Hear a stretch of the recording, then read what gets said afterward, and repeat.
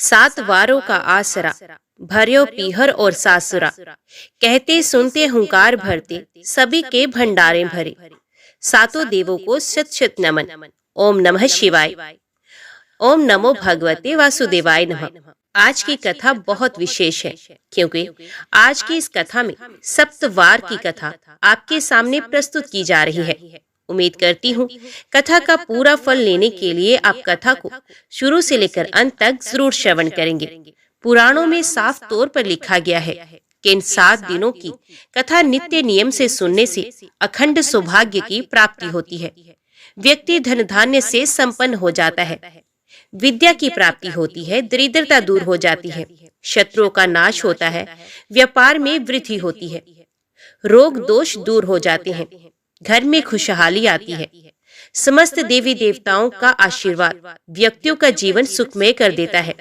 प्रिय भक्तगणों, इसलिए कथा को अंत तक जरूर सुनिएगा, बीच में छोड़कर कथा का निरादर ना करिएगा। सबसे पहले आप लोगों से निवेदन है, कमेंट बॉक्स में ओम नमः शिवाय लिखकर अपनी हाजिरी जरूर लगवाइएगा और साथ ही चैनल को सब्सक्राइब करके लाइक शेयर भी कर दीजिएगा। तो चलिए आज की इस कथा को हम शुरू करते हैं। सर्वप्रथम हम रविवार की कथा का श्रवण करेंगे। ओम गण गणपते नमः। प्राचीन काल में एक बुढ़िया थी। वे नियमित रूप से रविवार का व्रत करती थी। रविवार के दिन सूर्य उदय से पूर्व उठकर बुढ़िया स्नान आदि से निर्वृत्त होकर आंगन को गोबर से लीपकर स्वच्छ करती। तद उपरांत सूर्य भगवान की पूजा करती तथा कथा सुनकर सूर्य भगवान को भोग लगाकर दिन में एक समय भोजन करती। इसी तरह रविवार का व्रत करती। सूर्य भगवान की कृपा से बुढ़िया को किसी भी प्रकार की कोई भी चिंता या कोई भी कष्ट नहीं था। उसका घर धन धान्य से भरा हुआ था। उस बुढ़िया को सुखी देखकर उसकी पड़ोसन उससे बहुत जलती थी। बुढ़िया रोजाना पड़ोसन के आंगन में बंधी हुई गाय का गोबर लेकर आती और अपना घर लीपती थी। शनिवार के दिन रात को पड़ोसन ने अपनी गाय को घर के भीतर ही बांध दिया ताकि बुढ़िया अपना घर ना लीप सके। रविवार को गोबर ना मिलने से बुढ़िया अपना आंगन नहीं लीप सकी। आंगन ना लीप पाने के कारण उस बुढ़िया ने सूर्य भगवान को भोग भी नहीं लगाया और उस दिन स्वयं भी भोजन नहीं किया। सूर्यास्त होने पर बुढ़िया भूखी प्यासी सो गई। रात्रि में सूर्य भगवान ने उसे स्वप्न में दर्शन दिए और व्रत ना करने तथा उन्हें भोग ना लगाने का कारण पूछा। बुढ़िया ने बहुत ही करुण स्वर में पड़ोसन के द्वारा घर के अंदर गाय बांधने और गोबर ना मिल पाने की बात बोली।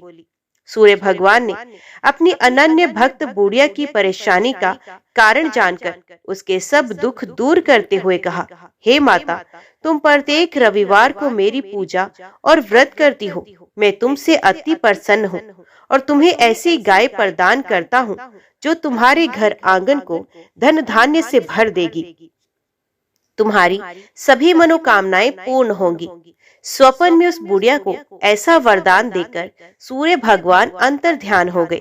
प्रातः काल सूर्य उदय से पूर्व उस बुढ़िया की आंख खुली तो वे अपने घर के आंगन में सुंदर गाय और बछड़े को देखकर हैरान हो गई। गाय को आंगन में बांधकर उसने जल्दी से उसे चारा लाकर खिलाया। पड़ोसन ने उस बुढ़िया के आंगन में बंधी सुंदर गाय और बछड़े को देखा तो वे उससे और अधिक जलने लगी। तभी गाय ने सोने का गोबर किया। गोबर को देखते ही पड़ोसन की आंखें फट गई। पड़ोसन ने उस बुढ़िया को आसपास ना पाकर तुरंत उस गोबर को उठाया और अपने घर ले गई तथा अपनी गाय का गोबर वहां रखाई। सोने के गोबर से पड़ोसन कुछ ही दिनों में धनवान हो गई। गाय प्रतिदिन सूर्य उदय से पूर्व सोने का गोबर करती और बुढ़िया के उठने से पहले ही पड़ोसन उस गोबर को उठाकर ले जाती। बहुत दिनों तक बुढ़िया को सोने के गोबर के बारे में कुछ भी पता ना चला। बुढ़िया पहले की ही तरह रविवार को भगवान सूर्य देव का व्रत करती रही और कथा सुनती रही। सूर्य भगवान को जब पड़ोसन की चालाकी का पता चला तो उन्होंने एक दिन तेज आंधी चलाई। आंधी का प्रकोप देखकर बुढ़िया ने अपनी गाय को घर के भीतर ही बांध लिया। अब पड़ोसन सोने का गोबर ना ले जा सकी। सुबह उठकर बुढ़िया ने सोने का गोबर देखा तो उसे बहुत ही आश्चर्य हुआ। उस दिन के बाद बुढ़िया गाय को घर के भीतर ही बांधने लगी। सोने के गोबर से कुछ ही दिनों में वे बुढ़िया बहुत ही धनी हो गई। बुढ़िया के धनी होने से पड़ोसन और भी बुरी तरह जल भुनकर राख हो गई। अब की बार उसने अपने पति को नगर के राजा के पास भेजा और बुढ़िया के पास सोने का गोबर देने वाली गाय के बारे में बताया। राजा ने अपने सैनिक भेजकर बुढ़िया की गाय लाने का आदेश दिया। सैनिक बुढ़िया के घर पहुंचे। उस समय बुढ़िया सूर्य भगवान को भोग लगाकर स्वयं भोजन ग्रहण करने वाली थी। राजा के सैनिक जबरदस्ती गाय और बछड़े को महल की ओर ले चले। बुढ़िया ने प्रार्थना की, बहुत रोई चिल्लाई, लेकिन राजा के सैनिक नहीं माने। गाय व बछड़े के जले जाने से बुढ़िया को बहुत ही दुख हुआ। उस दिन उसने कुछ न खाया और भूखी प्यासी सारी रात सूर्य भगवान से गाय व बछड़े को लौटाने के लिए प्रार्थना करती रही। गाय देखकर राजा बहुत खुश हुआ। सुबह जब राजा ने सोने का गोबर नहीं देखा तो उसके आश्चर्य का ठिकाना न रहा। उधर सूर्य भगवान को भूखी प्यासी बुढ़िया को इस तरह प्रार्थना करते देख उस पर बहुत ही दया आई। उसी रात सूर्य भगवान ने राजा को स्वप्न में कहा, राजन, बुढ़िया के गाय व बछड़ा तुरंत लौटा दो, नहीं तो तुम पर विपत्तियों का पहाड़ टूट पड़ेगा। तुम्हारे राज्य में भूकंप आ जाएगा, तुम्हारा महल भी नष्ट हो जाएगा। सूर्य भगवान के स्वप्न से बुरी तरह भयभीत राजा ने प्रातः ही उठते ही गाय और बछड़ा बुढ़िया को लौटा दिया। राजा ने अपनी तरफ से भी बहुत सा धन देकर बुढ़िया से अपनी गलती के लिए क्षमा मांगी। राजा ने पड़ोसन और उसके पति को उसकी दुष्टता के लिए दंड भी दिया। इसके बाद राजा ने राज्य में घोषणा करवाई कि सभी स्त्री पुरुष रविवार का व्रत करें। जनता ने भी ऐसा ही किया। रविवार का व्रत करने से सभी लोगों के घर धन धान्य से भर गए। चारों ओर खुशहाली छा गई। सभी लोगों के शारीरिक कष्ट दूर हो गए। निसंतान स्त्रियों की गोद भर गई। राज्य में सभी स्त्री पुरुष सुखी जीवन यापन करने लगे। ओम सूर्याय नमः। अभी हम श्रवण करते हैं सोमवार व्रत कथा। ओम नमः शिवाय। हर हर महादेव। एक समय की बात है, किसी नगर में एक शाहूकार रहता था। उसके घर में धन की कोई कमी नहीं थी, लेकिन उसकी कोई संतान नहीं थी। इसी कारण वे बहुत दुखी रहता था। पुत्र प्राप्ति के लिए वे प्रत्येक सोमवार व्रत रखता था और पूरी श्रद्धा के साथ शिव मंदिर जाकर भगवान शिव और माता पार्वती की पूजा किया करता था। उसकी भक्ति देखकर एक दिन माता पार्वती प्रसन्न हो गई और भगवान शिव से उस शाहूकार की मनोकामना पूर्ण करने का आग्रह किया। पार्वती जी की इच्छा सुनकर भगवान शिव ने कहा, हे पार्वती, इस संसार में हर प्राणी को उसके कर्मों का फल मिलता है और जिसके भाग्य में जो हो उसे भोगना ही पड़ता है। लेकिन पार्वती जी ने शाहूकार की भक्ति का मान रखने के लिए उसकी मनोकामना पूर्ण करने की इच्छा जताई। माता पार्वती के आग्रह पर शिवजी ने शाहूकार को पुत्र प्राप्ति का वरदान तो दिया, लेकिन साथ ही ये भी कहा कि उसके बालक की आयु केवल 12 वर्ष ही होगी। माता पार्वती और भगवान शिव की बातचीत को शाहूकार भी सुन रहा था। उसे ना तो इस बात की खुशी थी और ना ही दुख। वे पहले की ही भांति शिव की पूजा करता रहा। कुछ समय के बाद शाहूकार के घर में एक पुत्र का जन्म हुआ। जब वे बालक 11 वर्ष का हुआ तो उसे पढ़ने के लिए काशी भेज दिया गया। शाहू के पुत्र के मामा को बुलाकर उसे बहुत सारा धन दिया गया और कहा कि इस बालक को काशी विद्या प्राप्ति के लिए ले जाओ और मार्ग में जहाँ भी जाओ यज्ञ करते जाओ। जहाँ भी यज्ञ कराओ वहाँ ब्राह्मणों को भोजन कराते जाना और दक्षिणा देते हुए जाना। दोनों मामा और भांजे इसी तरह यज्ञ करवाते और ब्राह्मणों को दान दक्षिणा देते हुए काशी की ओर चल पड़े। रास्ते में एक नगर आया। उस नगर के राजा की कन्या का विवाह था, लेकिन जिस राजकुमार के साथ विवाह होना था वो एक आंख से काना था। राजकुमार के पिता ने अपने पुत्र के काना होने की बात को छुपाने के लिए एक चाल सोची। शाहूकार के पुत्र को देखकर उसके मन के अंदर एक विचार आया। उसने सोचा, क्यों न इस लड़के को दूल्हा बनाकर राजकुमारी से विवाह करा दिया जाए। विवाह के बाद इसको धन देकर विदा कर दूंगा और राजकुमारी को अपने नगर ले आऊंगा। लड़के को दूल्हा के वस्त्र पहनाकर राजकुमारी से विवाह करवा दिया गया। लेकिन शाहूकार का पुत्र ईमानदार था। उसे ये बात न्याय संगत नहीं लगी। उसने अवसर पाकर राजकुमार की चुन्नी के पल्ले पर लिख दिया कि तुम्हारा विवाह तो मेरे साथ हुआ है, लेकिन जिस राजकुमार के संग तुम्हें भेजा जाएगा वे एक आंख से काना है। मैं तो काशी पढ़ने जा रहा हूँ। जब राजकुमारी ने चुन्नी पर लिखी बातें पढ़ी तो उसने अपने माता पिता को यह बात बताई। राजा ने अपनी पुत्री को विदा नहीं किया, जिससे बारात वापस चली गई। दूसरी ओर शाहूकार का लड़का और उसका मामा काशी पहुंच गए और वहां जाकर उन्होंने यज्ञ किया। जिस दिन लड़के की आयु 12 वर्ष की हुई, उसी दिन यज्ञ रखा गया था। लड़के ने अपने मामा से कहा, मेरी तबीयत कुछ ठीक नहीं है। मामा ने कहा, तुम अंदर जाकर सो जाओ। शिवजी के वरदान अनुसार कुछ ही देर में उस बालक के प्राण निकल गए। मृत भांजे को देखकर उसके मामा ने विलाप शुरू किया। संयोगवश उसी समय शिवजी और माता पार्वती उधर से जा रहे थे। पार्वती ने भगवान शिव से कहा, स्वामी, मुझे इसके रोने के स्वर सहन नहीं हो रहे। आप इस व्यक्ति के कष्ट को अवश्य दूर करें। जब शिवजी मृत बालक के समीप गए तो वे बोले, ये उसी शाहूकार का पुत्र है जिसे मैंने 12 वर्ष की आयु का वरदान दिया था। अब इसकी आयु पूरी हो चुकी है। लेकिन मातृभाव से विभोर माता पार्वती ने कहा, हे महादेव, आप इस बालक को और आयु दे दें और कृपा करें, अन्यथा इसके वियोग में इसके माता पिता भी तड़प तड़प कर मर जाएंगे। माता पार्वती के आग्रह पर भगवान शिव ने उस लड़के को पुनः जीवित होने का वरदान दिया। शिवजी की कृपा से वे लड़का जीवित हो गया। शिक्षा समाप्त करके लड़का मामा के साथ अपने नगर की ओर चल दिया। दोनों चलते हुए उसी नगर में पहुंचे जहां उसका विवाह हुआ था। उस नगर में भी उन्होंने यज्ञ का आयोजन किया। उस लड़के के ससुर ने उसे पहचान लिया और महल में ले जाकर उसकी खातिरदारी की और अपनी पुत्री को विदा किया। इधर शाहूकार और उसकी पत्नी भूखे प्यासे रहकर बेटे की प्रतीक्षा कर रहे थे।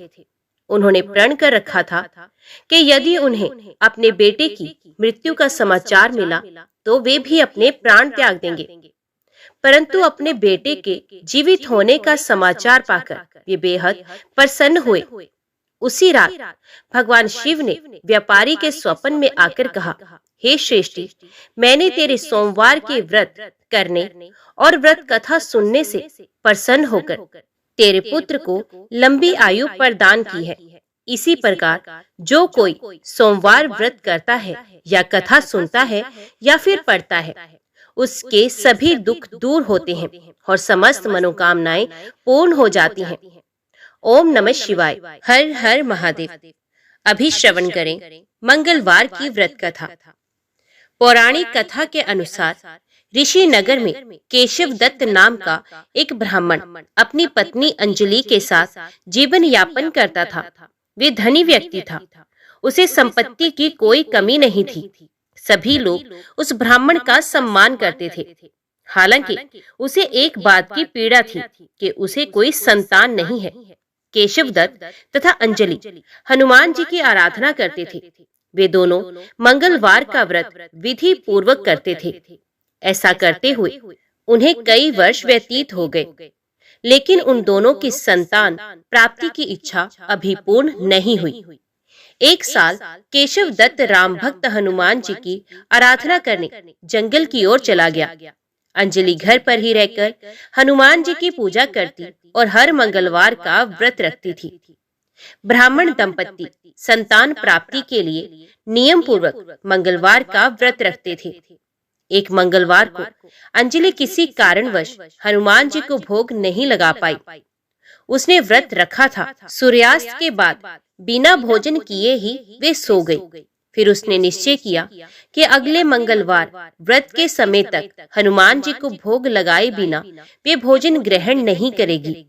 वे अगले मंगलवार का इंतजार करने लगी। देखते देखते 6 दिन और बीत गए। वे भूख प्यास से व्याकुल हो गई। उसने मंगलवार को हनुमान जी का व्रत रखा। उस दिन वे बेहोश हो गई। उसी दौरान हनुमान जी ने अचेत अवस्था में उसे दर्शन दिए। उन्होंने कहा कि हे पुत्री, मैं तुम्हारी भक्ति से प्रसन्न हूँ। तुम्हारी मनोकामना पूर्ण हो गई। तुम्हें एक सुंदर और सुयोग्य पुत्र प्राप्त होगा। वर देकर हनुमान जी अंतर्ध्यान हो गए। अंजलि की जब आंखें खुली तो उसने हनुमान जी की बात याद आई। उसने हनुमान जी को भोग लगाया और फिर भोजन किया। बजरंग बली की कृपा से ब्राह्मण दंपत्ति को पुत्र रतन की प्राप्ति हुई। वे बच्चा मंगलवार को जन्मा था, इसलिए उसका नाम मंगल प्रसाद रखा गया। केशव दत्त भी घर आ गया। उसने बालक के बारे में पूछा तो पत्नी ने सभी बात उसे बताई, लेकिन उसे पत्नी पर विश्वास नहीं हुआ। उसे लगा कि उसकी पत्नी ने उसके साथ धोखा किया है, वे झूठ बोल रही है। केशव दत्त ने उस बालक की हत्या की योजना बनाई। योजना के अनुसार एक दिन केशव दत्त बच्चे को नहलाने के लिए कुएं पर ले गया। फिर उसे मौका देखते ही कुएं में फेंक दिया। घर आकर कहने लगा कि मंगल प्रसाद तो उसके पास गया ही नहीं। वे अभी इतना ही कह रहा था, तब तक मंगल प्रसाद दौड़ता हुआ वहां पर आ गया। ये देखकर केशव दत्त हैरान रह गया। फिर उसी रात हनुमान जी ने केशव दत्त को स्वप्न में दर्शन दिए। उन्होंने ब्राह्मण से कहा कि ये पुत्र तुम्हारा है। तुम दोनों के मंगलवार व्रत से प्रसन्न होकर मैंने ये आशीर्वाद दिया था। पत्नी पर शक मत करो। अचानक केशव दत्त की आंखें खुली। वे पत्नी के पास गया और उसे जगाकर अपनी गलती की क्षमा मांगी। फिर अपने स्वप्न की बात बताई। उसके बाद केशव दत्त ने अपने बेटे मंगल प्रसाद को गले से लगाया। इसके बाद से ब्राह्मण दंपत्ति सुखपूर्वक रहने लगे और बेटे मंगल का भरण पोषण करने लगे। इस प्रकार जो भी मंगलवार का व्रत रखता है और मंगलवार व्रत की कथा को सुनता एवं पढ़ता है, उसे हनुमान जी की कृपा प्राप्त होती है। जय श्री राम, जय हनुमान। अभी हम श्रवण करते हैं बुधवार की व्रत कथा। बोलो गणपति भगवान की जय। ओम गण गणपति नमः। पौराणिक ग्रंथों में बुधवार के व्रत की कथा कुछ इस प्रकार है। बहुत समय पहले की बात है कि एक शाहूकार का नया नया विवाह हुआ था। उसकी पत्नी मायके गई हुई थी। नया नया विवाह था, नई नई उमंग थी। शाहूकार का परिवार भी कुछ खास बड़ा नहीं था। जो रिश्तेदार थे उनके घर बहुत दूर थे। अब शाहूकार को अकेलापन खाए जा रहा था। उससे रहा नहीं गया और शाहूकार जा पहुंचा अपने ससुराल। शाहूकार की बड़ी आवभक्त हुई, लेकिन ससुराल में तो अपनी पत्नी से खुलकर बात करना दूर रहा, उसकी सूरत तक देखना मुश्किल हो रहा था। अगले ही दिन शाहूकार ने कह दिया कि विदाई की तैयारी कर लीजिए, हमें निकलना है। अब संयोगवश वे दिन था बुधवार का। सास ससुर ने समझाने का प्रयास किया कि बेटा, आज बुधवार का दिन है, इस दिन बेटी की विदाई नहीं करने का रिवाज है। बिटाई की विदाई क्या किसी भी शुभ कार्य के लिए यात्रा पर जाना बुधवार के दिन शुभ नहीं माना जाता। लेकिन शाहूकार नहीं माना और कहा, मैं इन सब बातों को नहीं मानता, आप हमें जाने का आशीर्वाद दीजिए। अब अपने दामाद के आगे सास ससुर की कहां चलने वाली थी। मन महसूस कर तैयारी करनी पड़ी। बेटी की विदाई कर दी गई। अब चलते चलते रास्ते में शाहूकार की पत्नी को प्यास लग जाती है। शाहूकार जैसे पानी लेने के लिए जाता है तो वापस आते ही उसकी हैरानी का कोई ठिकाना नहीं रहता। अपने ही हमशक्ल को गाड़ी में पत्नी की बगल में बैठे देखता है। उसकी पत्नी भी एक शक्ल के दो दो व्यक्तियों को देखकर परेशानी में पड़ जाती है कि उसका पति कौन सा है। जैसे ही शाहूकार ने पत्नी के पास बैठे व्यक्ति से पूछा कि वे कौन है, तो पलटकर जवाब दिया कि भैया, मैं तो फलान नगर का शाहूकार हूँ और फलान नगर से अपनी पत्नी को लेकर आ रहा हूँ। तुम बताओ, तुम कौन हो जो मेरा वेश धर कर यहाँ आ कबाब में हड्डी बनने के लिए आ थमके हो। ऐसे बहसबाजी करते करते दोनों में झगड़ा बढ़ गया। झगड़े को देखते हुए राज्य के सिपाही वहां पहुंचे और शाहूकार को पकड़ लिया। अब सिपाही भी चक्कर में कि दोनों की शक्ल तो एक समान है। उन्होंने शाहूकार की पत्नी से पूछा कि उसका पति इनमें से कौन सा है। वे बेचारी क्या जवाब देती। तब शाहूकार ने हाथ जोड़ लिए और भगवान से विनती करने लगा कि हे भगवान, ये आपकी क्या माया है। तभी आकाशवाणी हुई कि मूर्ख, याद कर, कुछ देर पहले ही तूने अपने सास ससुर की आज्ञा ना मानकर भगवान बुद्ध का अपमान किया और बुधवार के दिन तू अपनी पत्नी को लेकर चल पड़ा, जबकि तुझे इसी दिन गमन नहीं करना चाहिए था। ये स्वयं बुद्ध देव हैं जो तुम्हें सबक सिखाने के लिए तुम्हारे वेश में आए हैं। तब शाहूकार ने कान पकड़कर माफी मांगी और आगे से कभी भी ऐसा ना करने का वचन दिया और बुधवार को नियम पूर्वक व्रत पालन करने का संकल्प लिया। तब जाकर शाहूकार के रूप में प्रकट हुए बुद्ध देवता अंतर्ध्यान हुए और शाहूकार अपनी पत्नी को लेकर घर जा सका। इस घटना के पश्चात शाहूकार और उसकी पत्नी दोनों नियमित रूप से बुधवार का व्रत करने लगे। मान्यता है कि जो भी व्यक्ति इस कथा को कहता या सुनता है या फिर पढ़ता है, उसे बुधवार के दिन यात्रा करने से किसी तरह का दोष नहीं लगता और समस्त सुखों की प्राप्ति होती है। बुध ग्रह की शांति और सर्व सुख के इच्छुक स्त्री पुरुष बुधवार के इस व्रत को कर सकते हैं। ज्ञान, बुद्धि, कार्य, व्यापार आदि में उन्नति के लिए भी बुधवार का व्रत बेहद शुभ और फलदायी माना जाता है। बुधवार के दिन बुध देवता के साथ साथ भगवान गणेश जी की भी पूजा का विधान है। बोलो गणपति भगवान की जय। अभी श्रवण कीजिए गुरुवार बृहस्पतिवार की कथा। प्राचीन समय की बात है। एक बड़ा प्रतापी तथा दानी राजा था। वे प्रत्येक गुरुवार को व्रत रखता एवं पूजा करता था। ये उसकी रानी को अच्छा नहीं लगता था। ना वे व्रत करती और ना ही किसी को एक पैसा दान में देती। राजा को भी ऐसा करने से मना किया करती थी। एक समय की बात है कि राजा शिकार खेलने वन को चले गए। घर पर रानी और दासी थी। उस समय गुरु बृहस्पति साधु का रूप धारण कर राजा के दरवाजे पर भिक्षा मांगने आए। साधु ने रानी से भिक्षा मांगी तो वे कहने लगी, हे साधु महाराज, मैं इस दान और पुण्य से तंग आ गई हूँ। आप कोई ऐसा उपाय बताएं जिससे ये सारा धन नष्ट हो जाए और मैं आराम से रह सकूं। साधु रूपी बृहस्पति देव ने कहा, हे देवी, तुम बड़ी विचित्र हो। संतान और धन से भी कोई दुखी होता है।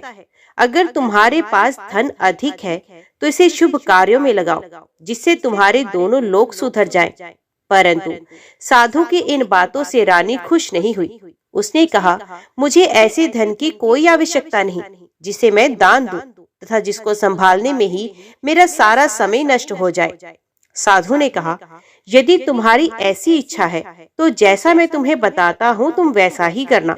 बृहस्पतिवार के दिन तुम घर को गोबर से लीपना, अपने केशों को पीली मिट्टी से धोना, केशों को धोते समय स्नान करना, राजा से हजामत बनाने को कहना, भोजन में मांस मदिरा खाना, कपड़ा धोबी के यहाँ धुलने डालना। इस प्रकार 7 बृहस्पतिवार करने से तुम्हारा समस्त धन नष्ट हो जाएगा।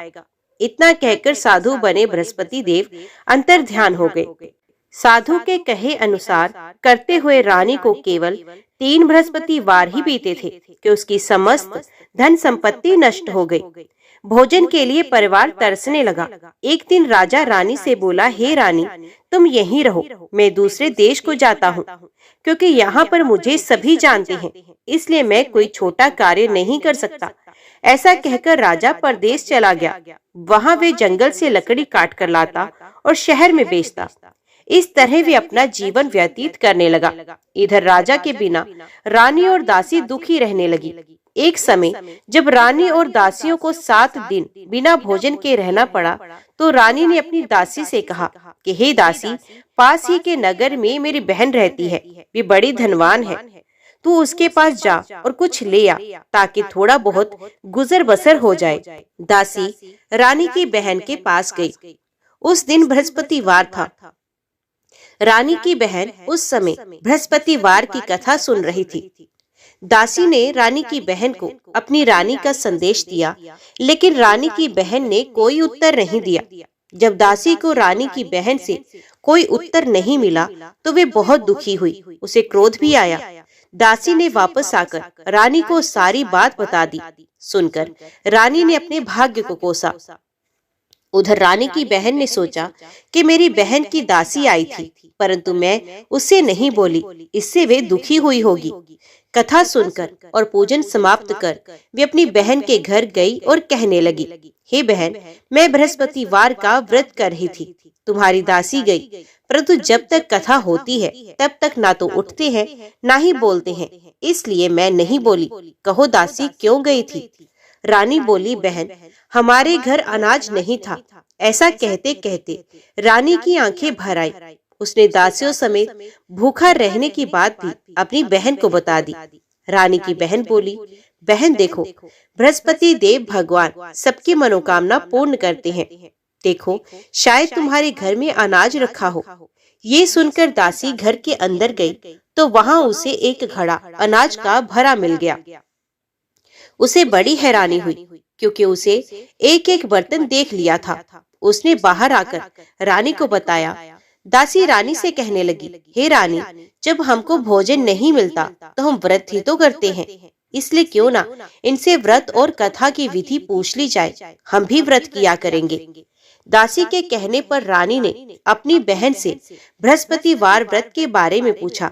उसकी बहन ने बताया, बृहस्पतिवार के व्रत में चने की दाल और मुनक्का से विष्णु भगवान का केले की जड़ में पूजन करें तथा दीपक जलाएं, पीला भोजन करें तथा कथा सुने। इससे गुरु भगवान प्रसन्न होते हैं, मनोकामना पूर्ण होती है। व्रत और पूजन की विधि बताकर रानी की बहन अपने घर लौट आई।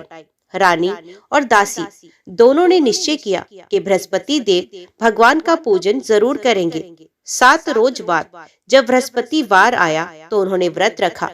घुड़साल में जाकर चना और गुड़ बीन लाई तथा उसकी दाल से केले की जड़ तथा विष्णु भगवान का पूजन किया। अब पीला भोजन कहाँ से लाए? दोनों बड़ी दुखी हुई, परंतु उन्होंने व्रत किया था, इसलिए बृहस्पति देव भगवान प्रसन्न थे। एक साधारण व्यक्ति के रूप में वे 2 थालों में सुंदर पीला भोजन लेकर आए और दासी को देकर बोले, हे दासी, ये भोजन तुम्हारे लिए और तुम्हारी रानी के लिए है, इसे तुम दोनों ग्रहण करना। दासी भोजन पाकर बहुत प्रसन्न हुई। उसने रानी को सारी बात बताई। उसके बाद से वे प्रत्येक बृहस्पतिवार को गुरु भगवान का व्रत और पूजन करने लगी। बृहस्पति भगवान की कृपा से उनके पास धन हो गया, परंतु रानी फिर पहले की तरह आलस्य करने लगी। तब दासी बोली, देखो रानी, तुम पहले भी इस प्रकार आलस्य करती थी, तुम्हें धन के रखने में कष्ट होता था, इस कारण सभी धन नष्ट हो गया।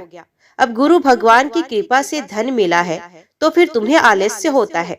बड़ी मुसीबतों के बाद हमने ये धन पाया है, इसलिए हमें दान पुण्य करना चाहिए। अब तुम भूखे प्यासों को भोजन कराओ, प्याऊ लगवाओ, ब्राह्मणों को दान दो, कुआं, तालाब, बावड़ी आदि का निर्माण कराओ, मंदिर पाठशाला बनवाकर ज्ञान दान दो, कुंवारी कन्याओं का विवाह कराओ, अर्थात धन को शुभ कार्यों में खर्च करो, जिससे तुम्हारे कुल का यश बढ़े तथा स्वर्ग प्राप्त हो और पितर प्रसन्न हो। दासी की बात मानकर रानी शुभ कर्म करने लगी। उसका यश फैलने लगा। एक दिन रानी और दासी आपस में विचार करने लगी कि ना जाने राजा किस दशा में होंगे, उनकी कोई खोज खबर भी नहीं है। उन्होंने श्रद्धा पूर्वक गुरु बृहस्पति भगवान से प्रार्थना की कि राजा जहाँ कहीं भी हो शीघ्र वापस आ जाए। उधर राजा परदेश में बहुत दुखी रहने लगा। वे प्रतिदिन जंगल से लकड़ी बीन कर लाता और उसे शहर में बेचकर अपने दुखी जीवन को बड़ी कठिनता से व्यतीत करता। एक दिन दुखी हो अपनी पुरानी बातों को याद करके वे रोने लगा और उदास हो गया। उसी समय राजा के पास बृहस्पति देव साधु के वेश में आकर बोले, हे लकड़हारे, तुम इस सुनसान जंगल में किस चिंता में बैठे हो, मुझे बताओ। ये सुन राजा के नेत्रों में जल भर आया। साधु की वंदना कर राजा ने अपनी संपूर्ण कहानी सुना दी। महात्मा दयालु होते हैं। वे राजा से बोले, हे राजा, तुम्हारी पत्नी ने बृहस्पति देव के प्रति अपराध किया था, जिसके कारण तुम्हारी ये दशा हुई है।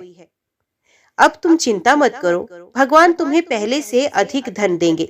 देखो, तुम्हारी पत्नी ने बृहस्पतिवार का व्रत प्रारंभ कर दिया है। अब तुम भी बृहस्पतिवार का व्रत करके चने की दाल व गुड़ जल के लोटे में डालकर केले का पूजन करो, फिर कथा कहो या सुनो। भगवान तुम्हारी सब मनोकामनाओं को पूरा करेंगे। साधु की बात सुनकर राजा बोले, हे प्रभु, लकड़ी बेचकर तो इतना पैसा भी नहीं बचता जिससे भोजन के उपरांत कुछ बचा सकूं। मैंने रात्रि में अपनी रानी को व्याकुल देखा है। मेरे पास कोई साधन नहीं है जिससे उसका समाचार जान सकूं। फिर मैं कौन सी कहानी कहूँ, ये भी मुझको मालूम नहीं। साधु ने कहा, हे राजा, मन में बृहस्पति भगवान के पूजन व्रत का निश्चय करो। वे स्वयं तुम्हारे लिए कोई राह बना देंगे। बृहस्पतिवार के दिन तुम रोजाना की तरह लकड़ियां लेकर शहर में जाना। तुम्हें रोज से दुगुना धन मिलेगा, जिससे तुम भली भांति भोजन कर लोगे तथा बृहस्पति देव की पूजा का सामान भी आ जाएगा। जो तुमने बृहस्पतिवार की कहानी के बारे में पूछा है, वो कुछ इस प्रकार है। प्राचीन काल में एक बहुत ही निर्धन ब्राह्मण था। उसके कोई संतान नहीं थी। वे नित्य पूजा पाठ करता। उसकी स्त्री न स्नान करती, न किसी देवता का पूजन करती। इस कारण ब्राह्मण देवता बहुत दुखी रहते थे। भगवान की कृपा से ब्राह्मण के यहाँ एक कन्या उत्पन्न हुई। कन्या बड़ी होने लगी। प्रातः स्नान करके वे भगवान विष्णु का जप करती, बृहस्पतिवार का व्रत भी करने लगी। पूजा पाठ समाप्त करके पाठशाला जाती तो अपनी मुट्ठी में जौ भर के ले जाती और पाठशाला के मार्ग में डालती जाती। लौटते समय वही जौ स्वर्ण के हो जाते तो उनको बीन कर घर ले आती। एक दिन वे बालिका सूप में उन सोने के जौ को फटक कर साफ कर रही थी कि तभी उसकी माँ ने देख लिया और कहा कि बेटा, सोने के जौ फटकने के लिए सोने का सूप भी तो होना चाहिए। दूसरे दिन गुरुवार था। कन्या ने व्रत रखा और बृहस्पति देव से सोने का सूप देने की प्रार्थना की। बृहस्पति देव ने उसकी प्रार्थना स्वीकार कर ली। रोजाना की तरह वे कन्या जौ फैलाती हुई पाठशाला चली गई। पाठशाला से लौटकर जब वे जौ बीन रही थी तो बृहस्पति की कृपा से उसे सोने का सूप मिला। उसे वे घर ले आई और उससे जौ साफ करने लगी, परंतु उसकी माँ का वही ढंग रहा। एक दिन की बात है, कन्या सोने के सूप में जब जौ साफ कर रही थी, उस समय उस नगर का राजकुमार वहां से निकला। कन्या के रूप और कार्य को देखकर वे उस पर मोहित हो गया। राजमहल आकर वे भोजन तथा जल त्याग कर उदास होकर लेट गया। राजा को जब राजकुमार द्वारा अन्न जल त्यागने का समाचार ज्ञात हुआ तो अपने मंत्रियों के साथ वे अपने पुत्र के पास गया और कारण पूछा। राजकुमार ने राजा को उस लड़की के घर का पता भी बता दिया। मंत्री उस लड़की के घर गया। मंत्री ने ब्राह्मण के समक्ष राजा की ओर से निवेदन किया। कुछ ही दिन बाद ब्राह्मण की कन्या का विवाह राजकुमार के साथ संपन्न हो गया। कन्या के घर से जाते ही ब्राह्मण के घर में पहले की भांति गरीबी का निवास हो गया। एक दिन दुखी होकर ब्राह्मण अपनी पुत्री से मिलने गए। बेटी ने पिता की अवस्था को देखा और अपनी माँ का हाल पूछा। ब्राह्मण ने सभी हाल कह सुनाया। कन्या ने बहुत सा धन देकर अपने पिता को विदा किया, लेकिन कुछ दिन बाद फिर वही हाल हो गया। ब्राह्मण फिर अपनी कन्या के यहाँ गया और सभी हाल कहा तो पुत्री बोली, हे पिताजी, आप माता जी को यहाँ ले आओ, मैं उन्हें वे विधि बता दूंगी जिससे गरीबी दूर हो जाएगी। ब्राह्मण देवता अपनी स्त्री को साथ लेकर अपनी पुत्री के पास राजमहल पहुंचे तो पुत्री अपनी माँ को समझाने लगी, हे माँ, तुम प्रातः काल स्नान आदि करके विष्णु भगवान का पूजन करो तो सब दरिद्रता दूर हो जाएगी। परंतु उसकी माँ ने उसकी एक भी बात नहीं मानी। वे प्रातः काल उठकर अपनी पुत्री की बची झूठन को खा लेती थी। एक दिन उसकी पुत्री को बहुत गुस्सा आया। उसने अपनी माँ को एक कोठरी में बंद कर दिया। प्रातः उसे स्नान आदि करा के पूजा पाठ करवाया तो उसकी माँ की बुद्धि ठीक हो गई। इसके बाद वे नियम से पूजा पाठ करने लगी और प्रत्येक बृहस्पतिवार को व्रत करने लगी। इस व्रत के प्रभाव से मृत्यु के बाद वे स्वर्ग को गई। वे ब्राह्मण भी सुखपूर्वक इस लोक का सुख भोगकर स्वर्ग को प्राप्त हुआ। इस तरह कहानी कहकर साधु बने देवता वहां से लोप हो गए। धीरे धीरे समय व्यतीत होने पर फिर बृहस्पतिवार का दिन आया। राजा जंगल से लकड़ी काटकर शहर में बेचने गया। उसे उस दिन और दिनों से अधिक धन मिला। राजा ने चना, गुड़ आदि लाकर बृहस्पतिवार का व्रत किया। उस दिन से उसके सभी कलेश दूर हुए। परंतु जब अगले गुरुवार का दिन आया तो वे बृहस्पतिवार का व्रत करना भूल गया। इस कारण बृहस्पति भगवान नाराज हो गए। उस दिन उस नगर के राजा ने विशाल यज्ञ का आयोजन किया था तथा अपने समस्त राज्य में घोषणा करवा दी कि सभी मेरे यहाँ भोजन करने आए। किसी के घर चूल्हा ना जले। इस आज्ञा को जो ना मानेगा उसको फांसी दे दी जाएगी। राजा की आज्ञा अनुसार राज्य के सभी वासी राजा के भोज में सम्मिलित हुए, लेकिन लकड़हारा कुछ देर से पहुंचा, इसलिए राजा उसको अपने साथ महल में ले गए। जब राजा लकड़हारे को भोजन करा रहे थे तो रानी की दृष्टि उस खूंटी पर पड़ी जिस पर उसका हार लटक रहा था। उसे हार खूंटी पर लटका दिखाई नहीं दिया। रानी को निश्चय हो गया कि मेरा हार इस लकड़हारे ने चुरा लिया है। उसी समय सैनिक बुलवाकर उसको जेल में डलवा दिया गया। लकड़हारा जेल में विचार करने लगा कि ना जाने कौन से पूर्व जन्म के कर्म से मुझे ये दुख प्राप्त हुआ है, और जंगल में मिले साधु को याद करने लगा। तत्काल बृहस्पति देव साधु के रूप में प्रकट हो गए और कहने लगे, अरे मूर्ख, तूने बृहस्पति देवता की कथा नहीं की, उसी कारण तुझे ये दुख प्राप्त हुआ है। अब चिंता मत कर, बृहस्पतिवार के दिन जेल खाने के दरवाजे पर तुझे 4 पैसे पड़े मिलेंगे। उनसे तू बृहस्पतिवार की पूजा करना तो तेरे सभी कष्ट दूर हो जाएंगे। अगले बृहस्पतिवार उसे जेल के द्वार पर 4 पैसे मिले। राजा ने पूजा का सामान मंगवाकर कथा कही और प्रसाद बांटा।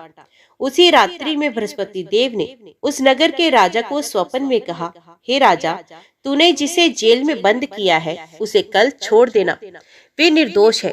राजा प्रातः काल उठा और खूंटी पर हार टंगा देखकर लकड़हारे को बुलाकर क्षमा मांगी तथा राजा के योग्य वस्त्र, सुंदर वस्त्र आभूषण भेंट कर उसे विदा किया। गुरुदेव की आज्ञा अनुसार राजा अपने नगर को चला। राजा जब नगर के निकट पहुंचा तो उसे बड़ा ही आश्चर्य हुआ। नगर में पहले से अधिक बाग, तालाब और कुएं तथा बहुत सी धर्मशालाएं, मंदिर आदि बने हुए थे। राजा ने पूछा कि ये किसका बाग और किसकी धर्मशाला है। तब नगर के सब लोग कहने लगे, ये सब रानी और दासी द्वारा बनवाए गए हैं।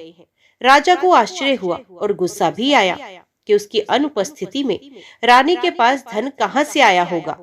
जब रानी ने ये खबर सुनी कि राजा आ रहे हैं तो उसने अपनी दासी से कहा कि हे दासी, देख, राजा हमको कितनी बुरी हालत में छोड़ गए थे। वे हमारी ऐसी हालत देखकर लौट ना जाएं, इसलिए तू दरवाजे पर खड़ी हो जा। रानी की आज्ञा अनुसार दासी दरवाजे पर खड़ी हो गई और जब राजा आए तो उन्हें अपने साथ महल ले आई। तब राजा ने क्रोध करके अपनी तलवार निकाली और पूछने लगा, बताओ ये धन तुम्हें कैसे प्राप्त हुआ। तब रानी ने सारी कथा कह सुनाई। राजा ने निश्चय किया कि मैं रोजाना दिन में 3 बार कहानी कहा करूंगा और रोज व्रत किया करूंगा। अब हर समय राजा के दुपट्टे में चने की दाल बंधी रहती तथा दिन में 3 बार कथा कहता। एक रोज राजा ने विचार किया कि चलो अपनी बहन के यहाँ हो आओ। इस तरह का निश्चय कर राजा घोड़े पर सवार हो अपनी बहन के यहाँ चला गया। मार्ग में उसने देखा कि कुछ आदमी एक मुर्दे को लिए जा रहे हैं। उन्हें रोककर राजा कहने लगा, अरे भाइयों, मेरी बृहस्पतिवार की कथा सुन लो। वे बोले, लो, हमारा तो आदमी मर गया है, इसको अपनी कथा की पड़ी है। परंतु कुछ आदमी बोले, अच्छा कहो, हम तुम्हारी कथा भी सुनेंगे। राजा ने दाल निकाली और कथा कहनी शुरू कर दी। जब कथा आधी हुई तो मुर्दा हिलने लगा, और जब कथा समाप्त हुई तो राम राम करके वे मुर्दा खड़ा हो गया। राजा आगे बढ़ा, उसे चलते चलते शाम हो गई। आगे मार्ग में उसे एक किसान खेत में हल चलाता मिला। राजा ने उससे कथा सुनने का आग्रह किया, लेकिन वे नहीं माना। राजा आगे चल पड़ा। राजा के हटते ही बैल पछाड़ खाकर गिर गए तथा किसान के पेट में बहुत जोर से दर्द होने लगा। उसी समय किसान की माँ रोटी लेकर आई। उसने जब देखा तो अपने पुत्र से सब हाल पूछा। बेटे ने सभी हाल बता दिया। बुढ़िया दौड़ी दौड़ी उस घुड़सवार के पास पहुंची और उससे बोली, मैं तेरी कथा सुनूंगी, तो अपनी कथा मेरे खेत पर चलकर कहना। राजा ने लौटकर बुढ़िया के खेत पर जाकर कथा कही, जिसके सुनते ही बैल खड़े हो गए तथा किसान के पेट का दर्द भी बंद हो गया। राजा अपनी बहन के घर पहुंच गया। बहन ने भाई की खूब मेहमानवाजी की। दूसरे रोज प्रातःकाल राजा जागा तो वे देखने लगा सब लोग भोजन कर रहे हैं।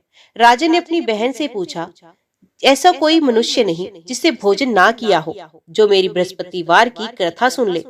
बहन बोली, हे भैया, ये देश ऐसा ही है। यहाँ लोग पहले भोजन करते हैं, बाद में कोई अन्य काम करते हैं। फिर वे एक कुम्हार के घर गई, जिसका लड़का बीमार था। उसे मालूम हुआ कि उसके यहाँ 3 दिन से किसी ने भोजन नहीं किया है। रानी ने अपने भाई की कथा सुनने के लिए कुम्हार से कहा। वे तैयार हो गया। राजा ने जाकर बृहस्पतिवार की कथा कही, जिसको सुनकर उसका लड़का ठीक हो गया। अब तो राजा को प्रशंसा होने लगी। एक दिन राजा ने अपनी बहन से कहा, हे बहन, मैं अब अपने घर जाऊंगा, तुम भी तैयार हो जाओ। राजा की बहन ने अपनी सास से अपने भाई के साथ जाने की आज्ञा मांगी। सास बोली, हाँ चली जा, मगर अपने लड़कों को मत ले जाना, क्योंकि तेरे भाई के कोई संतान नहीं होती है। बहन ने अपने भाई से कहा, हे भैया, मैं तो चलूंगी, मगर कोई बालक नहीं जाएगा। अपनी बहन को भी छोड़कर दुखी मन से राजा अपने नगर को लौट आया। राजा ने अपनी रानी से सारी कथा बताई और बिना भोजन किए बिछैया पर लेट गया। रानी बोली, हे प्रभु, बृहस्पति देव ने हमें सब कुछ दिया है, वे हमें संतान भी अवश्य देंगे। उसी रात बृहस्पति देव ने राजा को स्वप्न में कहा, हे राजा, उठ, सभी सोच त्याग दे, तेरी रानी गर्भवती है। राजा को ये जानकर बड़ी खुशी हुई। 9वें महीने रानी के गर्भ से एक सुंदर पुत्र पैदा हुआ। तब राजा बोला, हे रानी, स्त्री बिना भोजन के रह सकती है, परंतु बिना कहे नहीं रह सकती। जब मेरी बहन आए तो तुम उससे कुछ मत कहना। रानी ने हाँ कर दी। जब राजा की बहन ने ये शुभ समाचार सुना तो वे बहुत खुश हुई तथा बधाई लेकर अपने भाई के यहाँ आई।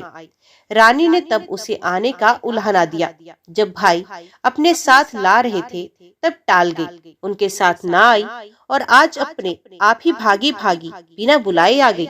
तो राजा की बहन बोली, भाई, मैं इस प्रकार ना कहती तो तुम्हारे घर औलाद कैसे होती। बृहस्पति देव सभी कामनाएं पूरी करते हैं। जो सद्भावना पूर्वक बृहस्पतिवार का व्रत करता है एवं कथा पढ़ता अथवा सुनता है और दूसरों को सुनाता है, बृहस्पति देव उसकी सभी कामनाएं पूर्ण करते हैं, उसकी सदैव रक्षा करते हैं। जो संसार में सद्भावना से गुरुदेव का पूजन एवं व्रत करते हैं, उनकी सभी मनोकामनाएं वैसे ही पूर्ण होती हैं, जैसे सच्ची भावना से रानी और राजा ने बृहस्पति देव की कथा का गुणगान किया तो उनकी सभी इच्छाएं बृहस्पति जी ने पूर्ण कर दी। अनजाने में भी बृहस्पति देव की उपेक्षा ना करे, ऐसा करने से सुख शांति नष्ट हो जाती है। इसलिए सबको कथा सुनने के बाद प्रसाद लेकर जाना चाहिए। हृदय से उनका मनन करते हुए जयकारा बोलना चाहिए। प्रेम से बोलो बृहस्पति भगवान की जय। अभी हम श्रवण करते हैं शुक्रवार की व्रत कथा। प्रेम से बोलो संतोषी माता की जय। एक गांव में एक बुढ़िया रहती थी, जिसके 7 बेटे थे। 6 बेटे कमाने वाले थे और एक बेटा निकम्मा था। बुढ़िया माँ 6 पुत्रों का जूठा 7वें पुत्र को देती। 7वां पुत्र एक दिन अपनी पत्नी से बोला, देखो मेरी माता का मुझ पर कितना प्रेम है। वे बोली, क्यों नहीं, सबका जूठा बचा हुआ तुमको खिलाती है। वे बोला, जब तक मैं अपनी आंखों से ना देख लूं मान नहीं सकता। पत्नी ने हंसकर कहा, देख लोगे तब तो मानोगे। कुछ दिन बाद एक बड़ा त्योहार आया। घर में 7 प्रकार के भोजन और चूरमे के लड्डू बने। वे पत्नी की बात को जांचने के लिए सरदर्द का बहाना बनाकर पतला कपड़ा सर पर ओढ़कर रसोई में जाकर सो गया और कपड़े में से सब देखता रहा। 6 भाई भोजन करने आए। उसने देखा माँ ने उनके लिए सुंदर सुंदर आसन बिछाए हैं, 7 प्रकार की रसोई परोसी है और आग्रह कर करके उन्हें भोजन कराती रही। वे देखता रहा। 6 भाई भोजन कर उठ गए। तब माँ ने उनकी 5 थालियों में से लड्डुओं के टुकड़ों को उठाया और एक बड़ा लड्डू बनाया। जूठन साफ कर माँ ने उसे पुकारा, उठ बेटा उठ, तेरे भाइयों ने भोजन कर लिया, तू भी उठकर भोजन कर ले। उसने कहा, माँ मुझे भोजन नहीं करना, मैं परदेश जा रहा हूँ। माता ने कहा, कल जाना हो तो आज ही जा। वे बोला, हाँ हाँ जा रहा हूँ। ये कहकर वे घर से निकल गया। चलते समय उसे पत्नी की याद आई। वे गौशाला में कंडे थाप रही थी। वहां जाकर वे बोला, मेरे पास तो कुछ नहीं है, ये अंगूठी है, सो ले लो और अपनी निशानी मुझे दे दो। वे बोली, मेरे पास क्या है, ये गोबर भरा हाथ है। ये कहकर पत्नी ने उसकी पीठ पर गोबर के हाथ की थाप मार दी। वे चल दिया। चलते चलते दूर देश में पहुंचा। वहां एक शाहूकार की दुकान थी। वहां जाकर बोला, सेठ जी मुझे नौकरी पर रख लो। शाहूकार को नौकरी की सख्त जरूरत थी। शाहूकार ने कहा, काम देखकर तनख्वाह मिलेगी। उसने कहा, सेठ जी जैसा आप ठीक समझे। उसे शाहूकार के यहाँ नौकरी मिल गई। वे वहाँ दिन रात काम करने लगा। कुछ दिन में दुकान का लेन देन, हिसाब किताब, ग्राहकों को माल बेचना, सारा काम करने लगा। शाहूकार के 7-8 नौकर थे। वे सब चक्कर खाने लगे, लेकिन उसने अपनी लगन, मेहनत और ईमानदारी से सभी को पीछे छोड़ दिया। उसे अपने किए का फल मिला। सेठ ने भी उसका काम देखा और 3 महीने में ही उसे मुनाफे में साझीदार बना लिया। परिश्रम करते करते 12 वर्ष में ही वे नगर का नामी सेठ बन गया और सेठ अपना सारा कारोबार उस पर छोड़कर बाहर चला गया। इधर उसकी पत्नी पर क्या बीती वे सुने। सास ससुर उसे दुख देने लगे। गृहस्थी का काम करवाकर उसे लकड़ी लेने जंगल में भेजते। इस बीच घर की रोटियों के आटे से जो भूसी निकलती उसकी रोटी बनाकर रख दी जाती और फूटे नारियल की नरेली में पानी दिया जाता। इस तरह दिन बीतते रहे। एक दिन वे जब जंगल में लकड़ी लेने जा रही थी, तब उसे रास्ते में बहुत सी स्त्रियां संतोषी माता का व्रत करती दिखाई दी। ये वहाँ खड़ी होकर पूछने लगी, बहनों ये तुम किस देवता का व्रत करती हो और इसके करने से क्या फल होता है? इस व्रत के करने की क्या विधि है? यदि तुम अपने इस व्रत का विधान मुझे समझाकर कहोगी तो मैं तुम्हारा बड़ा एहसान मानूंगी। उनमें से एक स्त्री बोली, सुनो ये संतोषी माता का व्रत है। इसके करने से निर्धनता दरिद्रता का नाश होता है, लक्ष्मी आती है, मन की चिंताएं दूर होती हैं, मन को प्रसन्नता और शांति मिलती है।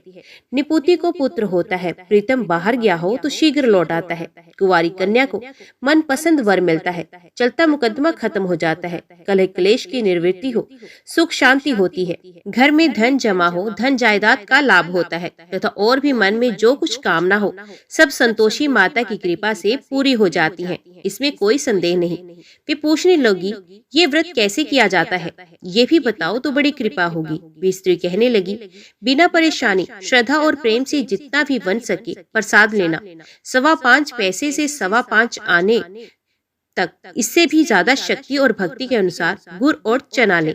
हर शुक्रवार को निराहार रहकर कथा कहना और सुनना, लगातार नियम का पालन करना। सुनने वाला कोई न मिले तो घी का दीपक जलाकर उसके आगे जल के पात्र को रखकर कथा कहना, परंतु नियम ना टूटे। जब तक कार्य सिद्ध ना हो नियम पालन करना और कार्य सिद्धि हो जाने पर व्रत का उद्यापन करना। 3 मास में माता पूरा फल प्रदान करती हैं। यदि किसी के ग्रह खोटे भी हों तो माता 1 वर्ष में अवश्य उनको अनुकूल कर देती हैं। कार्य सिद्ध होने पर ही उद्यापन करना चाहिए, बीच में नहीं। उद्यापन में 2.5 सेर आटे का खाजा तथा इसी अनुसार खीर तथा चने का साग बनाना, 8 बच्चों को भोजन कराना, जहाँ तक मिले देवर जेठ भाई बंधु कुटुंब के लड़के लेना, ना मिले तो रिश्तेदारों और पड़ोसियों के लड़के बुलाना, उन्हें भोजन करा यथाशक्ति दक्षिणा दे। माता का नियम पूरा करना। ध्यान रखना उस दिन घर में कोई खटाई ना खाए। ये सुनकर वे वहाँ से चली गई। रास्ते में लकड़ी के बोझ को बेच दिया और उन पैसों से गुड़ चना ले माता के व्रत की तैयारी करने लगी। रास्ते में संतोषी माता के मंदिर में जा माता के चरणों में लौटने लगी, विनती करने लगी, माँ मैं दीन हूँ, निपट मूर्ख हूँ, व्रत के नियम नहीं जानती, मैं बहुत दुखी हूँ। हे माता, मेरा दुख दूर करो, मैं तेरी शरण में आई हूँ। माता को दया आई। एक शुक्रवार बीता कि दूसरे शुक्रवार को ही उसके पति का पत्र आया। तीसरे शुक्रवार को उसका भेजा हुआ पैसा आ पहुंचा। ये देखकर जेठानी मुंह सिकोड़ने लगी। इतने दिनों बाद इतना पैसा आया, इसमें क्या बड़ाई है। लड़के ताने देने लगे। काकी के पास अब पत्र आने लगे हैं, रुपया आने लगा है, अब तो काकी की खातिर बढ़ेगी, अब तो काकी बुलाने से भी नहीं बोलेगी। बेचारी सरलता से कहती, भैया पत्र आए रुपए आए तो हम सबको लिए अच्छा। ऐसा कहकर आंखों में आंसू भरकर संतोषी माता के मंदिर में जाकर मातेश्वरी के चरणों में गिरकर रोने लगी। माँ, मैंने तुमसे पैसा नहीं मांगा, मुझे पैसे से क्या काम, मुझे तो अपने सुहाग से काम है। मैं तो अपने स्वामी के दर्शन और सेवा मांगती हूँ। तब माता ने प्रसन्न होकर कहा, जा बेटी, तेरा स्वामी जल्दी आएगा। ये सुन खुशी से बावली हो वे घर आकर काम करने लगी। संतोषी माँ विचार करने लगी, इस भोली पुत्री से मैंने कह तो दिया कि तेरा पति शीघ्र आएगा, पर आएगा कहाँ से? वे तो इसे स्वप्न में भी याद नहीं करता। उसे इसकी याद दिलाने तो मुझे खुद ही जाना पड़ेगा। संतोषी माता ने उस बुढ़िया के बेटे को स्वप्न में समझाया, पुत्र, तेरी घरवाली कष्ट उठा रही है। ये बोला, माँ, हाँ माता, ये तो मुझे भी मालूम है, परंतु क्या करूं, वहाँ कैसे जाऊं? परदेश की बात है, लेन देन का सारा हिसाब किताब है, कोई जाने का रास्ता नजर नहीं आता। आप ही कोई राह दिखाए, मैं वहाँ कैसे जाऊं? माँ कहने लगी, सवेरे नहा धोकर संतोषी माता का नाम ले, घी का दीपक जलाकर दंडवत कर दुकान पर जा बैठना। देखते देखते तेरा सारा लेन देन चुक जाएगा, जमा माल बिक जाएगा, सांझ होते होते धन का ढेर लग जाएगा। वे अगले दिन सुबह सुबह जल्दी उठा। उसने अपने मित्र बंधुओं परिचितों से स्वप्न में माता द्वारा कही बात का कह सुनाया। वे सब उसकी बात सुनकर उसकी खिल्ली उड़ाने लगे। वे कहने लगे, कभी कभी कहीं कभी सपने की बात भी सच्ची होती है। एक बूढ़ा व्यक्ति बहुत समझदार था। वे बोला, देखो भाई, मेरी बात मानो, इस तरह सांच या झूठ कहने से बदले देवता ने जैसा कहा है वैसा ही करो, तेरा क्या जाता है। बूढ़े की बात मानकर नहा धोकर उसने संतोषी माता को प्रणाम किया, फिर घी का दीपक जलाकर दुकान पर जा बैठा। शाम तक धन का ढेर लग गया। वे हैरान हुआ, मन में संतोषी माता का नाम ले प्रसन्न हो घर जाने के वास्ते गहना कपड़ा व सामान खरीदने लगा। सब काम से निपट अपने घर को रवाना हुआ। उधर उसकी पत्नी जंगल में लकड़ी लेने गई। लौटते वक्त थक जाने के कारण संतोषी माता के मंदिर पर विश्राम करने बैठ गई। ये तो उसका रोज रुकने का स्थान था। धूल उड़ती देख उसने माता से पूछा, हे माता, ये धूल कैसी उड़ रही है? माँ ने कहा, हे पुत्री, तेरा पति आ रहा है। अब तू ऐसा कर, लकड़ियों के 3 बोझ बना, एक नदी के किनारे रख, दूसरा मेरे मंदिर, तीसरा अपने सर पर रख। तेरे पति को लकड़ी का गड्ढा देखकर मोह पैदा होगा, ये वहाँ रुकेगा, नाश्ता पानी बना खाकर माँ से मिलने जाएगा। तू लकड़ी का बोझ उठाकर जाना और बीच चौक में गड्ढा डालकर 3 आवाजें जोर से बोलना, लो सासू जी, लकड़ियों का गट्ठा लो, भूसी की रोटी दो, नारियल के खोपरे में पानी दो, आज कौन मेहमान आया है। संतोषी माता की बात सुनकर ये बहुत अच्छा माँ कहकर प्रसन्न मन से लकड़ियों के 3 बोझ बना लाई। एक नदी के तट पर, दूसरा माता के मंदिर पर रखा। इतने में ही मुसाफिर वहाँ पहुँचा। सूखी लकड़ी देखकर उसको इच्छा हुई कि अब यहीं विश्राम कर ले और भोजन बनाकर खा पीकर गाँव चले। इस प्रकार भोजन कर विश्राम कर वे अपने गाँव में आ गया। उसी समय बहुत सर पर लकड़ी का गड्ढा ले आई। उसने गड्ढा का आंगन में डाल जोर से 3 आवाजें दी, लो सासू जी, लकड़ी का गड्ढा लो, भूसी की रोटी दो, नारियल के खोपर में पानी दो, आज कौन मेहमान आया है। ये सुनकर सास ने अपने दिए हुए कष्टों को भुलाने के लिए कहा, बहू, तू ऐसा क्यों कहती है, तेरा मालिक ही तो आया है, बैठ, मीठा भात खाकर कपड़े गहने पहन। पत्नी की आवाज सुनकर उसका स्वामी बाहर आया और उसके हाथों में पहनी अंगूठी देख व्याकुल हो गया। उसने माँ से पूछा, माँ ये कौन है? माँ बोली, बेटा तेरी ही पत्नी है, आज 12 वर्ष हो गए, जब से तू गया है तब से सारे गाँव में जानवर की तरह भटकती रहती है। काम काज कुछ करती नहीं, 4 समय आकर खा जाती है। अब मुझे देखकर भूसी की रोटी और नारियल के खापर में पानी मांगती है। वे बोला, माँ मैंने इसे भी देख लिया और तुम्हें भी, मुझे दूसरे घर की चाबी दो, मैं उसमें रहूंगा। ठीक है बेटा, जैसी तेरी मर्जी, कहकर माँ ने चाबी का गुच्छा बेटे के सामने रख दिया। उसने दूसरे घर को खोलकर सारा सामान जमाया। एक ही दिन में वे वहाँ के राजा के महल जैसा ठाट बाट बन गया। अब क्या था, वे सुख भोगने लगी। अगला शुक्रवार उसने पति से कहा, मुझे संतोषी माता का उद्यापन करना है। पति बोला, बहुत अच्छा, खुशी से करो। वे उद्यापन की तैयारी करने लगी। जेठ के लड़कों को भोजन के लिए कहने गई। उन्होंने मंजूर किया, परंतु पीछे से जेठानी ने अपने बच्चों को सिखलाया, देखो रे, भोजन के समय सब लोग खटाई मांगना, जिससे उसका उद्यापन पूरा ना हो। लड़के भोजन करने आए, खीर पेट भर खाई, परंतु बाद याद आते ही कहने लगे, हमें कुछ खटाई खाने को दो, खीर खाना हमें भाता नहीं, देखकर अरुचि होती है। लड़के उठ खड़े हुए, बोले, पैसा लाओ। भोली बहू कुछ जानती ना थी, उसने उन्हें पैसे दिए। लड़कों ने बाजार जाकर उन पैसों से इमली खरीदी और खाई। ये देखकर बहू पर माता जी ने कोप किया। राजा के दूत उसके पति को पकड़कर ले गए। अब सब मालूम हो जाएगा जब जेल की रोटी खाएगा। बहू से ये वचन सहन नहीं हुए। वे माता संतोषी के मंदिर में गई और कहने लगी, माता तुमने ये क्या किया, हंसाकर क्यों रुलाने लगी। माता बोली, पुत्री तूने मेरा व्रत भंग किया है, इतनी जल्दी सब बातें भूल गई। वे बोली, माता भूली तो नहीं हूँ, ना कुछ अपराध किया है, मुझे तो लड़कों ने भूल डाल दिया, मुझे क्षमा कर दो। माँ बोली, ऐसी भूल भी कहीं होती है। ये बोली, अब कोई भूल नहीं होगी, अब बताओ मेरे पति कैसे आएंगे। माँ बोली, पुत्री जा, तेरा पति तुझे रास्ते में ही आता मिलेगा। वे मंदिर से निकलकर बाहर आई तो रास्ते में उसे अपना पति आता मिला। उसने पूछा, कहाँ गए थे। वे बोला, इतना धन जो कमाया है उसका कर राजा ने मांगा था, वे भर के आया हूँ। वे प्रसन्न होकर बोली, भला हुआ, अब घर चलो। फिर अगला शुक्रवार आया। वे बोली, मुझे माता का उद्यापन करना है। पति ने कहा, ठीक है करो। वे फिर जेठ के लड़कों से भोजन को कहने लगी। जेठानी ने लड़कों को सिखा दिया कि तुम पहले ही खिटाई मांगना। लड़के भोजन करने बैठे, लेकिन भोजन करने से पहले ही कहने लगे, हमें खीर पूरी नहीं भाती, जी बिगड़ता है, कुछ खटाई खाने को दो। ये बोली, खटाई खाने को नहीं मिलेगी, खाना हो तो खाओ। उनके उठकर चले जाने पर उसने ब्राह्मण के लड़के बुलाकर भोजन कराया। दक्षिणा की जगह उन्हें एक एक फल दिया। इससे संतोषी माता प्रसन्न हो गई। माता की कृपा से 9 माह बाद उसको चंद्रमा के समान एक सुंदर पुत्र प्राप्त हुआ। पुत्र को लेकर वे प्रतिदिन माता संतोषी के मंदिर जाने लगी। माँ ने सोचा, रोज आती है, आज क्यों ना मैं ही इसके घर चलूं, इसका आसरा देखूं तो सही। ये विचार कर माता ने भयानक रूप बनाया। गुड़ और चने से सना मुख, ऊपर से मुंड के समान होंठ, उस पर मक्खियां भिनभिना रही थी। दहलीज में पैर रखते ही उसकी सास चिल्लाई, देखो रे, कोई चुड़ैल डाकिनी चली आ रही है, लड़को इसे भगाओ, नहीं तो सबको खा जाएगी। बहू रोशनदान से देख रही थी, वही प्रसन्न उठी, आज मेरी माता मेरे घर आई है। ये कहकर दूध पीते बच्चे को गोद से उतार दिया। इस पर उसको सास क्रोध में भरकर बोली, अरे रान, ऐसे देखकर कैसे उतावली हो रही है, जो बच्चे को पटक दिया। इतने में माँ के प्रताप से जहाँ देखो वहाँ लड़के ही लड़के नजर आने लगे।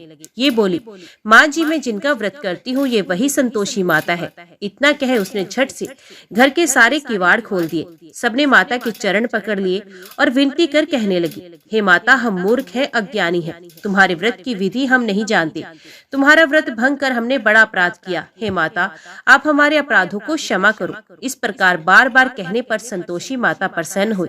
इसके बाद उसकी सास कहने लगी, हे संतोषी माता, आपने बहू को जैसा फल दिया वैसा सबको देना। जो ये कथा पढ़े और सुने उसका मनोरथ पूर्ण करना। तो सब प्रेम से बोलो, संतोषी माता की जय। अभी हम श्रवण करते हैं शनिवार की व्रत कथा। एक समय स्वर्गलोक में सबसे बड़ा कौन के प्रश्न पर 9 ग्रहों में वाद विवाद हो गया। विवाद इतना बड़ा कि परस्पर भयंकर युद्ध की स्थिति बन गई। निर्णय के लिए सभी देवता देवराज इंद्र के पास जा पहुँचे और बोले, हे देवराज, आपको निर्णय करना होगा कि हम में से सबसे बड़ा कौन है। देवताओं का प्रश्न सुनकर देवराज इंद्र उलझन में पड़ गए। इंद्र बोले, मैं इस प्रश्न का उत्तर देने में असमर्थ हूँ। हम सभी पृथ्वी लोक में उज्जैनी नगरी में राजा विक्रमादित्य के पास चलते हैं। देवराज इंद्र सहित सभी ग्रह, सभी देवता उज्जैनी नगरी पहुँचे। महल में पहुंचकर जब देवता देवताओं ने उनसे अपना प्रश्न पूछा तो राजा विक्रमादित्य भी कुछ देर के लिए परेशान हो गए, क्योंकि सभी देवता अपनी अपनी शक्तियों के कारण महान थे। किसी को भी छोटा या बड़ा कह देने से उनके क्रोध के प्रकोप से भयंकर हानि पहुंच सकती थी। अचानक राजा विक्रमादित्य को एक उपाय सूझा और उन्होंने विभिन्न धातुओं स्वर्ण, चांदी, कांसा, तांबा, सीसा, रांगा, जस्ता, अभ्रक और लोहे के 9 आसन बनवाए। धातुओं के गुणों के अनुसार सभी आसनों को एक दूसरे के पीछे रखवाकर उन्होंने देवताओं को अपने अपने सिंहासन पर बैठने को कहा। देवताओं के बैठने के बाद राजा विक्रमादित्य ने कहा, आपका निर्णय तो स्वयं ही हो गया। जो सबसे पहले सिंहासन पर विराजमान है वही सबसे बड़ा है। राजा विक्रमादित्य के निर्णय को सुनकर शनि देवता ने सबसे पीछे आसन पर बैठने के कारण अपने को छोटा जानकर क्रोधित होकर कहा, राजा विक्रमादित्य, तुमने मुझे सबसे पीछे बैठाकर मेरा अपमान किया है। तुम मेरी शक्तियों से परिचित नहीं हो, मैं तुम्हारा सर्वनाश कर दूंगा। शनि ने कहा, सूर्य एक राशि पर 1 महीने, चंद्रमा 2.25 दिन, मंगल 1.5 महीने, बुध और शुक्र 1 महीने, बृहस्पति 13 महीने रहते हैं, लेकिन मैं किसी राशि पर 7.5 वर्ष तक रहता हूँ। बड़े देवताओं को मैंने अपने प्रकोप से पीड़ित किया है। राम को 7.5 सती के कारण ही वन में जाकर रहना पड़ा और रावण को 7.5 सती के कारण ही युद्ध में मृत्यु का शिकार बनना पड़ा। राजा, अब तू भी मेरे प्रकोप से नहीं बच सकता। इसके बाद अन्य ग्रहों के देवता तो प्रसन्नता के साथ चले गए, परंतु शनिदेव बड़े क्रोध के साथ वहां से विदा हुए। राजा विक्रमादित्य पहले की तरह ही न्याय करते रहे। उनके राज्य में सभी स्त्री पुरुष बहुत आनंद से जीवन यापन करने लगे। कुछ दिन ऐसे ही बीत गए। उधर शनि देवता अपने अपमान को नहीं भूले।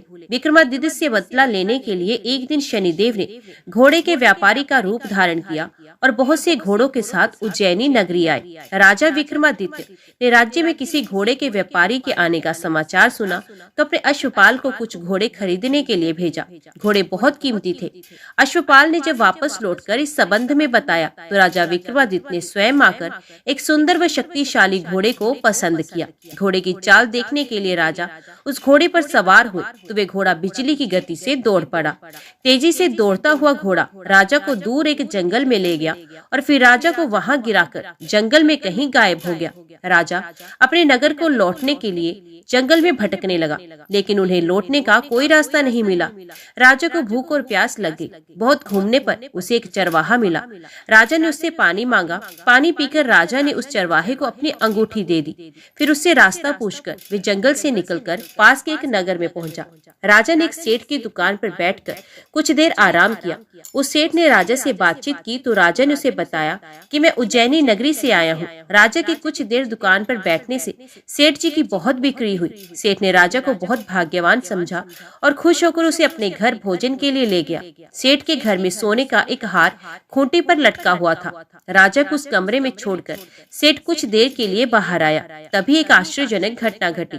राजा के देखते देखते सोने के उस हार को खूंटी ही निकल गई। सेठ ने कमरे में लौटकर हार को गायब देखा तो चोरी का संदेह राजा पर ही किया, क्योंकि उस कमरे में राजा ही अकेला था। सेठ ने अपने नौकरों से कहा, इस परदेसी को रस्सियों से बांधकर नगर के राजा के पास ले चलो।